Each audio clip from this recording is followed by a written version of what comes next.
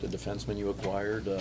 What do you like about him? Well, he's got excellent skater. He's got an excellent shot. Learning the game in a defending standpoint. But we think he's NHL ready now. I talked to him. I told him he'll have the opportunity to. He has a job now. It's his job to come into camp and keep it. I thought when you make a trade like this, it's a old-fashioned hockey trade, and it's very difficult to include Bolduc in any deal, and including this one. But when I look at our depth on the wing right now, if you go with Snuggerud and Kyrou, and then you go on the other side with Buchnevich and Holloway, it seemed like an area of strength for ours. And then you look at our depth on the right side of the defense. Our top four players are both into their 30s. We used a number 1 pick last year to get Juracek, but adding Mailloux fills a void for us in our group today and tomorrow. And in a league where you have to give something to get something, we gave something that we had not a surplus in, but a good winger that we have wingers in, and I think Montreal gave something on the right defense that they have a surplus in. So time will tell how it works out, but I think both teams are excited. Do you think Mailloux has top potential right away, and then how does this stack your right side? I think that if you use the adage, you give a NHL defenseman 200 games. He's a little shy of that by about 190. So we're going to bring him in and we're going to grow with him. But we think that he has the opportunity to be a top 4D. Obviously, during the year, we always go and rate prospects and where we have them, and he's always been in an area where we felt he's a top 4 talented NHL defenseman, maybe even a little bit higher. And time is going to tell our scouting skills. What about his play at Laval convinces you that he is an NHL-ready guy? Well, I think you look at the coaches and managers vote on top prospects in the American Hockey League. You know, they've only started that a few years ago, so it's not a long list. But this year we have 2 of them. We have Mailloux and Dvorsky. So I think his peers think that coaching peers are and managers think that he's a top prospect. Again, he's been an all-star. He's done everything they could ask down there. Played deep into the playoffs. But he's learning. You know, we're not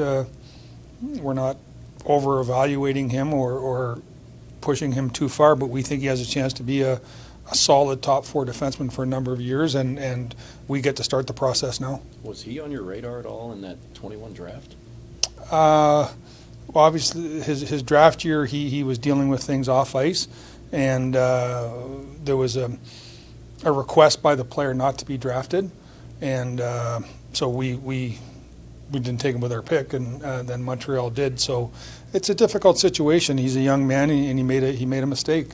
Obviously, we've done our research on that. We followed his career since then. The league has obviously done their due diligence and allowed him into the league, and we understand what he did. We also understand that everyone makes mistakes, and he's paid for it, and he'll continue to pay for it, and we'll continue to work with him. But it's not something that we weren't aware of, and I guess personally, I think a second opportunity that the Canadiens gave him and us, trading for him shows that there is the ability to change the narrative. You just look at the last calendar year with the 3D guys drafted at the top last year, plus Broberg in August and Mailloux now. How do you feel about the future of your defense and how you've revamped that last year? Much better than we did a year ago. I just think that, getting Broberg last year 6'3", getting Mailloux now 6'3", and then adding the 3, the guys we drafted last year, it's balanced. It's balanced. We have a young centerman, Dvorsky. Now, can we add more young centermen? Sure.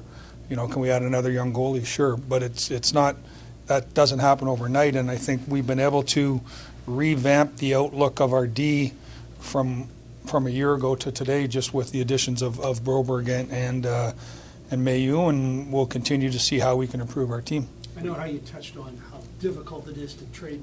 Zach, take us into the room. Are you thinking, well, I don't want to give up this 22-year-old who just scored 19 goals in this great shot? I mean, how difficult was that conversation?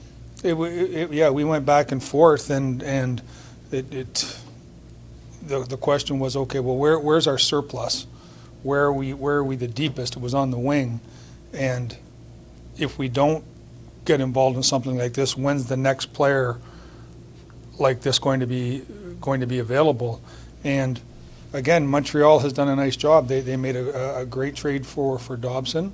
Then they have a player they took in the, I think, 6th overall a couple of years ago.